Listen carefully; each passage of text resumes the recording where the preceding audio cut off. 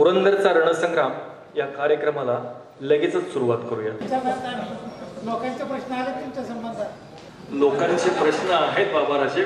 पहिला प्रश्न माननीय नामदार विजयजी शिवतरे या ठिकाणी नाही आहेत, परंतु मी त्याचं उत्तरदायित्व दिलीप बाबा यादव आपल्याकडे देतो। आणि आपल्यासाठी प्रश्न आहे की मोदींनी पाकिस्तानला पाणी पाजलं, पुरंदरवासियांना गुंजवणीचं पाणी आपण कधी पाजणार आहात? याचं विस्तृत प्रमाणात मी उत्तर देतो।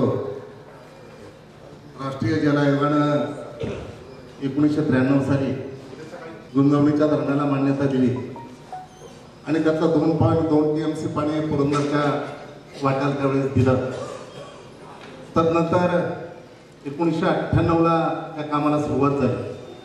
पुनर्वसनाच्या संदर्भानं 2002ला या कामामध्ये व्यत्यय आला आणि 5 डिसेंबर 2014 रोजी पुरंदरचे लोकप्रिय आमदार आणि महाराष्ट्राचे जलसंपदा आणि जलसंधारण खात्याचे राज्यमंत्री यांनी जलसंपदा विभागाचा कारभार पाहायला सुरुवात केली आणि जवळपास 16, 17, 18 वर्ष रखडलेलं काम गुंजवणीचं संपूर्ण धरण पूर्ण केलंय।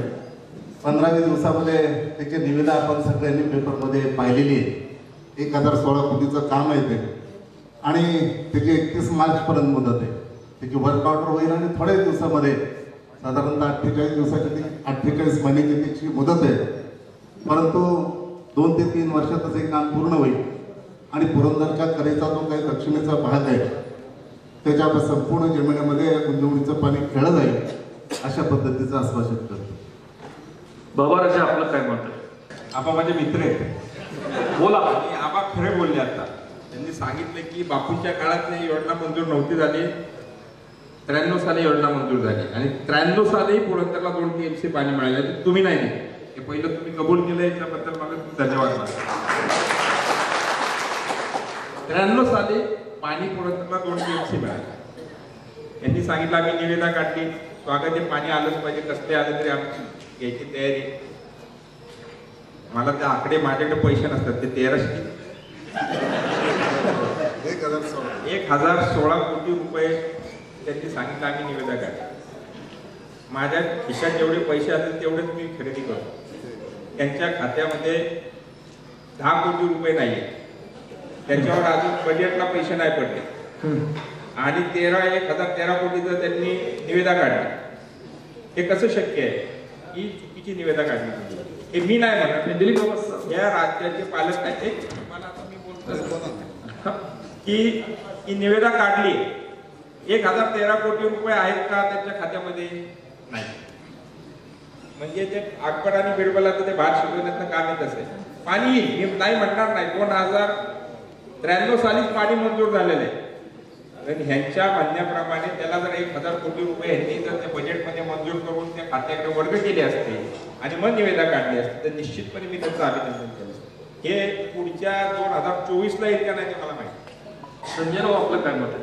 बाबांनी सांगितलं, आबांनी त्या ठिकाणी स्पष्टता दिली की 93ला या स्कीमची परवानगी 2 TMCची पुरंदर तालुक्याला त्या ठिकाणी राखीव ठेवा म्हणून सांगण्यात आलं। शासनाकडून त्या ठिकाणी निर्णय झाला। 2002ला आबांनी ही गोष्ट सांगितली नाही की 2002ला गुंजवणीचं धरण 95% पूर्ण होतं, केवळ 5% ते धरण 2002 नंतर अपूर्ण राहिलेलं आहे। त्याच्यामध्ये पुनर्वसनामुळे ते धरण अपूर्ण राहिलं होतं, त्याच्यामध्ये दुसरं कुठलंही कारण नव्हतं। पुनर्वसन केवळ न झाल्यामुळे त्या ठिकाणी धरण अपूर्ण राहिलं होतं। आणि आताची स्कीम आबांनी आता सांगितलं, खरं म्हणजे प्रकर्षाने बघायला गेलं त्या स्कीमची बद्दल मी बोलणं खरं म्हणजे ते निगेटिव्ह होईल, कारण की आता आपल्याकडे एक असा प्रकार आहे, विमानतळावरती जरी आम्ही काही प्रतिक्रिया द्यायचं म्हटलं किंवा गुंजवणीवरती जरी प्रतिक्रिया द्यायचं म्हटलं किंवा एखाद्या हडपसरपासून निरेपर्यंतच्या आपल्या नॅशनल हायवेवरती प्रतिक्रिया द्यायचं म्हटलं तरी सुद्धा विकासाला विरोध आम्ही करतो असं सांगितलं जातं। मला एकच प्रश्न त्या ठिकाणी विचारायचा आहे की खऱ्या अर्थाने गुंजवणीचं पाणी पुरंदर तालुक्यातले किती गावांना मिळणार, ते कशा प्रकारे मिळणार आहे? आणि दुसरा महत्वाचा प्रश्न हा आहे की त्या स्कीमचं टेंडर फॉर्म सुद्धा मी बघितलेला आहे, त्या स्कीमचा नकाशा मी बघितलेला आहे। ज्या सायबर पद्धतीने ती स्कीम दाखवत आहे त्याप्रमाणे जर बघायला गेलं तर माहुरीच्या डाळच्या तिथून ते स्कीम वरती शिंदेवाडीच्या घाटाने शिवरीमध्ये येते. शिवरीमधून पाणी सोमर्डीपर्यंत कसं जाणार आहे आणि सायपन तिथे जाऊ शकतं का, हा एक माझ्यासारख्या माणसाला खूप मोठा प्रश्न आहे. आज सासवड नगरपालिकेचं पाणी वीरवरून आलंय. वीरमध्ये त्या ठिकाणी आपण पाणी उचलण्यासाठी मोटर्स लावलेले आहेत. त्यानंतर पिलनवाडीला दुसरा टप्पा मोटरचा केलेला आहे कारण पाणी उचलण्यासाठी. तर अशा प्रकारे आपली जी भौगोलिक अवस्था आहे तर उपसा सिंचनाशिवाय खऱ्या अर्थाने पुरंदर तालुक्यामध्ये वरच्या भागामध्ये म्हणजे पुरंदरच्या पश्चिम भागाला त्या ठिकाणी पाणी येऊ शकत नाही. मग उपसा न येता ही स्कीम केलेली आहे. या स्कीममध्ये एक छोटासा जर भाग बघितला तर त्याच्यामध्ये परिपूर्णपणे सर्वे पासून सगळ्या गोष्टी केलेल्या आहेत. त्यामुळे मला आपल्या सगळ्यांना आठवण करून द्यायची, युट्यूब चॅनल आज सरांनी सुरू केलेला आहे, मी त्याला खूप मनापासून शुभेच्छा देतो. पण युट्यूब वरती एक आमदार साहेब आहे, त्यांचं भाषण सांगलीचं खूप आपण सगळ्यांनी ऐकलं असेल की 4 निवडणुका त्यांनी कशा काढल्या. पहिल्या निवडणुकीमध्ये सांगितलं पाणी येते, पाण्याचं नारळ फोडला. दुसऱ्या निवडणुकीमध्ये सांगितलं टेंडर होते. तिसऱ्या दिलीप सोपलांनी आणि तिसऱ्या निवडणुकीमध्ये जयंतराव पाटलांना ते सांगत होते की मी 4 टर्म कशा काढल्यात. त्यामुळे मला वाटतंय सासवडची जनता, पुरंदर तालुक्याची जनता शून्य आहे, याच्यापेक्षा जास्त मी बोलणं मला वाटतं योग्य नाही. धन्यवाद. मान्य दिलीप बाबा बाबाराज आणि संजयजी जगताप यांनी आता सांगितलं की 1993 साली गुंजवणीचं धरण मंजूर झालेलं आहे.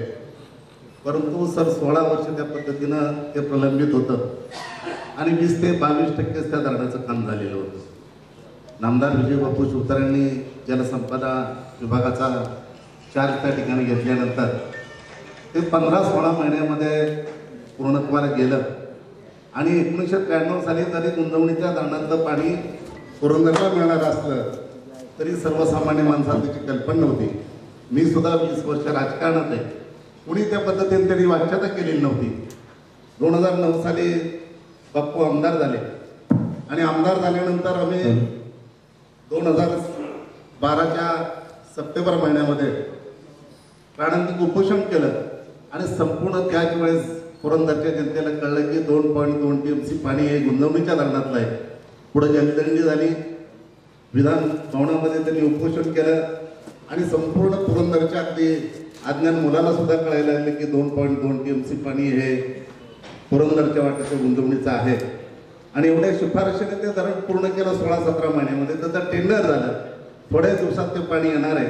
संजय रावांनी सांगितलं की ते पाणी असं पश्चिमेचा भाग जरा सडावरती आहे, सायफून पद्धतीने ते कसं येईल, तर त्याच्या स्टेजेस काय केलेले आहेत आणि त्याला टेक्निकल मंजुरी मिळाली आहे. त्याच्यामुळे आता त्याच्यावरती शंका उपस्थित करणं आपण योग्य नाही. संपूर्ण पाईपलाईनद्वारे संपूर्ण हे पाणी येत आहे आणि निश्चित पद्धतीनं एक 2 ते 3 वर्षामध्ये या पुरंदरमध्ये गुंतवणुकीचं पाणी खेळल्याशिवाय राहणार नाही, अशा पद्धतीची मी त्या ठिकाणी यायचं. आबा माननीय बापूंनी काँग्रेसच्या मुख्यमंत्र्यांना लिहिलं एक लेखी पत्र निवेदन आहे की काँग्रेसने 95% काम पूर्ण केले झाडाचं, 5%च काम राहिलेलं. बापूंचं स्वतःचं लेटरेडचं पत्र आहे आणि हे 5% काम पूर्ण करा आणि योजनेला मंजूर द्या, अशा प्रकारचं काँग्रेसच्या मुख्यमंत्र्यांना लिहिलेलं लेखी पत्र आहे. थोडं काम शिल्लक आहे, शासनानं त्याच्याकडे लक्ष द्यावं अशा पद्धतीनं त्यांनी ते केलेलं असेल. पण प्रत्यक्षात 20 ते 22% त्या धरणाचं काम झालेलं होतं. बापूंचा उद्देश अतिशय चांगला आहे, ते पाणी आपल्याला मिळालं पाहिजे. बापूंचा एक काम कमी राहिले म्हणून त्याला प्राधान्य द्यावं अशा पद्धतीने ते पत्र लिहिलेलं असेल. पुरंदरच्या हितासाठी ते तशा पद्धतीचं पत्र लिहिलेलं असेल. परंतु 20 ते 22% ह्या गुंतवणूक धरणाचं काम झालेलं होतं. धन्यवाद बाबा. पुरंदरचं हक्काचं पाणी आपल्याला मिळालंच पाहिजे, परंतु त्यामध्ये आपली फसवणूक होता कामा नये. आपल्या लोकप्रतिनिधींची, आपल्या जनतेची, हे जर शासन फसवणूक करणार असेल, लोकप्रतिनिधी फसवणूक करणार असेल, ते जनतेसमोर आलं पाहिजे. हा आमचा त्या मागचा उद्देश आहे. गुंतवणुकीचं पाणी आपलं हक्काचं आहे, ते आपल्याला मिळालंच पाहिजे. परंतु त्यासाठी राजकीय खेळी न करता प्रामाणिकपणे प्रयत्न होणं गरजेचं आहे, एवढंच आमचं म्हणणं. सर माझा एक मुद्दा राहिला त्याच्यामध्ये बाबाराजांनी सांगितलं की 1016 कोटीचे निविदा, त्या संपूर्ण रकमेचे प्रोव्हिजन नसताना हे गुंतवणुकीचा संपूर्ण पाईपलाईन कशी पूर्ण होईल? तर सर असं कुठंच होत नाही. म्हणजे एखादं 10,000 कोटीचं काम असेल तर त्याच्यावरती 1,000 कोटी सुद्धा टोकून पडतं आणि दर वर्षाच्या महाराष्ट्र शासनाच्या आर्थिक बजेटमध्ये त्या पद्धतीने त्याची प्रोव्हिजन केली जाते. 1016 कोटीचं काम लगेच एका दिवसात आपल्याला करायचं नाही. त्याला 4 वर्षाची मुदत आहे आणि त्या 4 वर्षामध्ये निश्चित पद्धतीनं महाराष्ट्र सरकारच्या या जलसंपदा विभागामध्ये गुंतवणुकीच्या पाण्यासाठी त्याची तरतूद केली जाईल आणि आपण रोज जरी 1 कोटीचं काम केलं तरी वर्षाला 360 कोटी रुपयाच्या पद्धतीनं खर्च होणार आहे. आणि अशा पद्धतीनं जे काय 1016 कोटीची निविदा आहेत, योग्य पद्धतीचे सेक्रेटरी वगैरे कार्यकारी अभियंत्याच्या सहीने ते सगळ्यांना प्रकाशित केले. 4 वर्षाचा कालावधी झालेला आहे, पण लवकरात लवकर ती पूर्ण करण्याची शेवटची ती मुदत आहे, मर्यादा घालून दिलेली. पण त्याच्या अगोदर सुद्धा गुंजवणीच्या धरणाचं पाणी हे पुरंदर तालुक्यामध्ये खेळलं जाईल पाईपलाईन द्वारे, एवढं निश्चित. बाबाराजे मी सांगताय का बाबाराजांनी महाराष्ट्राच्या पुणे मुंबईमध्ये विशेषतः मुंबईच्या शिवाजी पार्कवर आचार्य यात्रेनंतर सगळ्यात मोठं भाषण त्यांनी केलेलं आहे. असे बाबाराजे आहेत. बाबाराजांनी गेली 2-3 महिन्यापासून आंदोलन उभं केले. शेतकऱ्यांचे, कामगारांचे प्रश्न, कष्टकऱ्यांचे प्रश्न वेशीवर मांडण्याचा प्रयत्न केलेला आहे. या बाबाराजांनी या प्रश्नाचं उत्तर द्यावं की गुंजवणीचं पाणी खरोखर पुरंदरला आवश्यक आहे का त्याला तुमचा विरोध आहे? पाणी हे पुरंदरला निश्चित जरुरीच आहे आणि ते येत असेल तर त्याचं स्वागत करतो. अतिशय चांगली गोष्ट आहे. लवकरात लवकर याला आमच्या आबांनी सांगितलं 2 वर्षात ते पाणी येत आहे. नंतर त्यांनी त्याला 4 वर्ष मुदत आहे. त्यांनी सांगितलं की त्याला मंजुरी मिळाली आहे. प्रशासकीय मंजुरी मिळाल्यानंतर ठीक आहे, नंतर बजेटला पण टेंडर काढताना बजेटला पैसे पडणं अत्यंत गरजेचं असतं. कमीत कमी 25% पैसे जर त्या खात्याकडे असतील आणि त्याला बजेटला पडले तरच ते टेंडर काढतात. हा राज्य शासन, आता शासन आहे काही करू शकतं. सरकार मायबापी त्याला तुम्ही काय. मला एकच आबांना सवाल आहे, जर तुम्ही म्हणता 2 वर्षात पाणी ह्या तालुक्यात येणार होतं, येणार आहे, बरोबर ना? बापूंनी मुलाचा कारखाना नगरमध्ये का काढला? तो कारखाना व्हायला अजून 4 वर्ष लागतील. त्याची जी एकंदर आता त्याचे मुहूर्तमेढ रवली, त्याचे प्लिंथ उभे, तो कारखाना व्हायला ऊस गाळायला 4 वर्ष झाले. या इतक्या भूमीत काढायचा होता ना कारखाना, इतकी मुलं कामाला लागली असती तर तो कारखाना निघायला पाहिजे होता. मी म्हटलं नाही दिवेला काढा, परीक्षेला काढला असता. अहो पण तुम्ही आता काम चालू केलं असतं तर ते पाणी आणि कारखाना एकत्र ऊस लागून 2 वर्षांनी येणार, 4 वर्षानंतर ऊस लागला असता, पाणी आला असतं, कारखाना चालू झाला असता ना. एका सहीवर काम आलं होतं तर त्याला 5 वर्ष काढा. नाही, एका सहीवरती म्हणजे ती काय जातीची कांडी नाही. विषय लक्षात घ्या. मी मगाशीच सांगितलं की 5 डिसेंबर 2014 रोजी बापूंनी या खात्याचा पदभार स्वीकारल्यानंतर तिथून पुढे त्या कामाला वेग आहे. ज्याच्या अगदी ससातो पार्टी ज्याच्याकडे ते अधिकार असतात त्या पद्धतीने ते पूर्णत्वाला नेता येतात आपल्याला. आणि मी एवढं शीघ्र गतीने जवळजवळ देशामध्ये पहिलं धरण असं आहे, एवढ्या शीघ्र गतीने ते पूर्ण झालेले. विरोधकांच्या टीकेचा हा प्रश्न आहे की एका सहीवरती आलेल्या 5 वर्ष कालात एवढं मोठं काम आहे, 1016 कोटीचं टेंडर येते, त्याला हा वेळ लागणारच आहे. धन्यवाद आबा. या तालुक्याचे काँग्रेस पक्षाचे नेते, पुणे जिल्हा काँग्रेस कमिटीचे अध्यक्ष, PDC बँकेचे डायरेक्टर, शिक्षण संस्थेचे मुहूर्तमेढ ग्रामीण भागामध्ये असणारे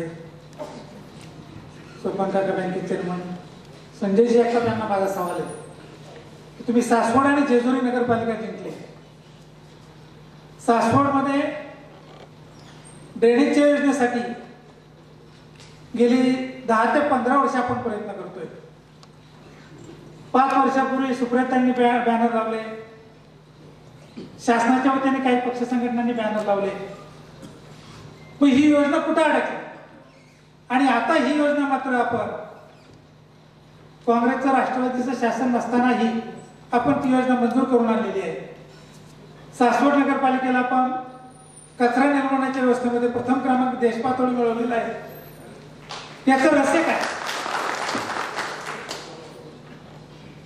रहस्य म्हणण्यापेक्षा सर, आपण जर बघितलं, आदरणीय कैलासवासी चंदूबाई जगतापांच्यावरती विश्वास ठेवून, त्यांच्या नेतृत्वावरती विश्वास ठेवून सासवडकरांनी 2004 पासून 2002 पासूनच सासवडची जबाबदारी तशी चंदूकाकांच्यावरती दिली. नुसतं कचरा निर्मूलन नाही, आपण आतापर्यंत जर बघितलं, ज्या सभागृहामध्ये आपण बसलोय, आज एसी सोडलं तर आपण बालगंधर्वाच्या तोडीचं ग्रामीण क वर्ग नगरपालिकांमधलं सगळ्यात चांगलं सभागृह म्हणून आपण आचार्य सभागृहाचं नाव घेतलं जातं.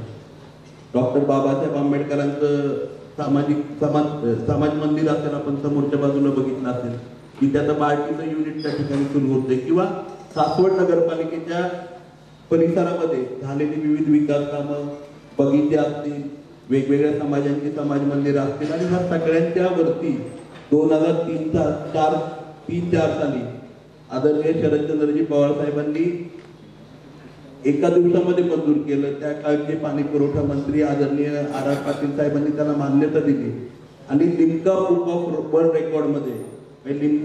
रेकॉर्डमध्ये शासकीय योजना 82 दिवसामध्ये पूर्ण करणारी नगरपालिका म्हणून सासवड नगरपालिकेची ओळख आहे. जे अजूनपर्यंत कोणी तोडूही शकलं नाही, आणि मला नाही वाटत अजून ही अचिव्हमेंट नाहीये का? आणि ह्या सगळ्या अचिव्हमेंट करत, आणि अशा कितीतरी अचिव्हमेंट आहेत. आपण जर बघितलं 2002 पासून गाडगे बाबा स्वच्छता अभियान असेल किंवा अनेक गोष्टी आहेत. आज एक्सेप्शनल केस का आपण म्हणतोय? कारण की 2014 पासून भाजप आणि शिवसेनेचं सरकार आहे. याच्यामध्ये सुद्धा म्हणजे केवळ आघाडीच्या सरकारमध्ये सासवड नगरपालिकेचा परफॉर्मन्स नव्हता. आजही विरोधातलं सरकार असताना सुद्धा सासवड नगरपालिकेने त्या ठिकाणी, म्हणजे थोडक्यात विद्यार्थी ढ होता असं नाहीये, सासवडकर ढ होते असं नाहीये. तर सासवडकर हुशारच आहेत, सासवडकर प्रामाणिक आहेत, सासवडकर सामाजिक गोष्टींची जाण असणारे आहेत. सासवड नगरपालिकेचे कर्मचारी त्याच पद्धतीने कार्यक्षम आहेत, नगरसेवक नगराध्यक्षही त्या पद्धतीने कार्यक्षम आहेत. म्हणूनच सासवडला नेहमी सातत्याने जर बघितलं, आर पाटील साहेबांच्या संकल्पनेतून आलेलं गाडगे बाबा स्वच्छता अभियान आणि त्यानंतरच्या आलेल्या प्रत्येक शासकीय योजनांमध्ये सासवड नेहमी अग्रेसर राहिलेले आहे. आताही शासनाचा जो स्वच्छ भारतचं जे अभियान होतं, त्या शासनाचे सगळ्याच गोष्टींमध्ये सासवड नगरपालिकेने चांगली अचिव्हमेंट केली. आज पंतप्रधान आवास योजनेमध्ये सुद्धा मला वाटतं क वर्ग नगरपालिकांमध्ये 1862 घरं सासवड नगरपालिकेमध्ये एकटं मंजूर झालेली. जेजुरी नगरपालिकेमध्ये 564 घरं आता मंजूर झाले, आणखी 750 घरं त्या ठिकाणी मंजूर होतात. म्हणजे त्या काही गोष्टींची जबाबदारी लोकांनी आम्हाला दिली ना, आणि शासनाच्या चाकोरीमध्ये राहून आम्ही ही सगळी कामं केली. आजही ही स्कीम पूर्ण झाली. आपल्याला माहिती असेल, स्कीम सासवड नगरपालिकेची 22 डिसेंबरला मंजूर झाली. 4 तारखेला आम्हाला कन्फर्म पत्र मिळालं, 4 तारखेला नगरपालिकेकडे पैसे मंजूर झाले, 1 तारखेला, आणि ते सगळं मंजूर झाल्यानंतर आम्ही फटाकडे वाजवले. फटाकडे वाजवल्यावरती पण काही विरोधक मंडळी त्या ठिकाणी म्हणत होती स्कीम काय मंजूर झालेली नाही, यांना काहीतरी स्वप्न पडले असेल नवीन वर्ष. परंतु मी निश्चितपणे आभार मानेल आदरणीय पालकमंत्र्यांचं सुद्धा, बापट साहेबांचं, आदरणीय देवेंद्रजी फडणवीस साहेबांचं. टाळ्या वाजवू नका भाऊ तुम्ही. मी भाजपचा आभार नाही मानत आहे, व्यक्तिशः त्या व्यक्तींचा आभार मानतोय. कारण की पारदर्शकपणे चांगलं काम करणाऱ्या नगरपालिकांच्या पाठीशी नगररचना खात्याचे मंत्री म्हणून, या महाराष्ट्राचे मुख्यमंत्री म्हणून आणि पालकमंत्री म्हणून पुणे जिल्ह्याचे, त्याचप्रमाणे आदरणीय मॅडम ज्या नगररचना खात्याचे सचिव आहेत, त्यांनी सुद्धा मागच्या वर्षी सासवड नगरपालिकेने शब्द दिला होता की नगरपालिकेला जर पहिलं प्रथम क्रमांक मिळू शकला, कारण त्या ज्या दिवशी विजिटला आल्या होत्या मागच्या वर्षी डिसेंबर महिन्यामध्ये, त्यावेळेस नगरपालिकेचा नंबर 1324 होता देशामध्ये. त्यावेळेस सर्व नगरसेवकांनी आणि नगराध्यक्षांनी त्या ठिकाणी मॅडमला कमिटमेंट दिली होती, आणि आम्ही सर्वजण बोलतो मॅडम आम्ही भारतामध्ये 1 नंबर लावू, तुम्हाला आमची ड्रेनेजची स्कीम करावी लागेल. आणि मॅडमनी त्या ठिकाणी लेखी, बरोबर ना नाना मी म्हणतोय ते, त्या ठिकाणी सर्व नगरसेवक नगराध्यक्ष उपनगराध्यक्ष सीओच्या समोर सांगितलं होतं की तुम्ही 1 नंबर आणा. कारण त्यांनाही वाटलं नव्हतं की सासवड नगरपालिकेचा 1 नंबर आहे. बेस्ट प्रॅक्टिसेस आणि इनोव्हेटिव्ह आणि बेस्ट प्रॅक्टिसेस मध्ये सासवड नगरपालिकेने त्या कॅटेगरीमध्ये संपूर्ण भारतामध्ये पहिला नंबर मिळवला. आणखी एक गोड बातमी 6 तारखेला तुम्हाला मिळणार आहे. नगराध्यक्ष नगरसेवक चाललेच केंद्रीय पारितोषिक आहे त्या मिळालं की ती बातमी आम्ही तुम्हाला देणार आहोत. सांगायचं मतदार एवढंच आहे 4 तारखेला टेंडर मंजूर झालं. या महिन्यामध्ये टेंडर निघालं. टेंडरची सगळी पूर्तता झाली. वर्क ऑर्डर पण काल निघाली. त्याचं भूमिपूजन होऊन काम पण सुरू होणार आहे. ही गोड बातमी सुद्धा सासवडकरांना आम्ही आचारसंहिता लागायच्या अगोदर देऊ. ही कामाची पद्धत आहे सासवड नगरपालिकेची, आदरणीय कैलासवासी चंदूकाकांच्या विचारांची, काँग्रेस पक्षाची. आणि निश्चितपणे मी सांगेन की खऱ्या अर्थाने मी सगळ्या गोष्टी सांगितल्या. म्हणजे आम्हाला काम करत असताना कुठलंही राजकारण करायचं नाही. ज्यांनी आम्हाला मदत केली त्यांचं सहकार्य झालं, त्या सगळ्यांचं सहकार्य झालेलं आहे. गावकऱ्यांचं, ग्रामस्थांचं, कर्मचाऱ्यांचं सगळ्यांचं सहकार्य आहे. आणि सर मला तेच सांगायचं म्हणजे मागाशी आबांना प्रश्न करताना मी तेच म्हटलं होतं, टेंडरची प्रोसेस झाली तर मग का वर्क ऑर्डर येत नाहीये, का नाही काम सुरू होतं. उद्याच्या 8 तारखेला आचारसंहिता लागते. आज सगळेजण धावपळ करतात. मागाशी तुम्ही बोललात आधी जरा बोगगावला आलेत कारण का आचारसंहिता लागली तर कामं कशी संपणार. मग तुम्ही का धावपळ करत नाहीये, तुम्ही का भूमिपूजन करत नाहीये लगेच लगेच. पाणी तर आलं पाहिजे ना आपल्याला, बरोबर ना. तुम्हाला निवडणुकीची घाई आहे, पुरंदरकरांना पाण्याची तहान लागलेली, त्यामुळे किती लवकर पाणी तुम्ही आणू शकताय. माझं तर मत आहे की त्यांनी सासवड नगरपालिकेने बाबा बरोबर ना रेकॉर्ड तोडावं आणि गिनीज बुक मध्ये आपलं रेकॉर्ड त्या ठिकाणी करावं आणि लवकरात लवकर पाणी आणावं एवढीच अपेक्षा. धन्यवाद चेअरमन साहेब.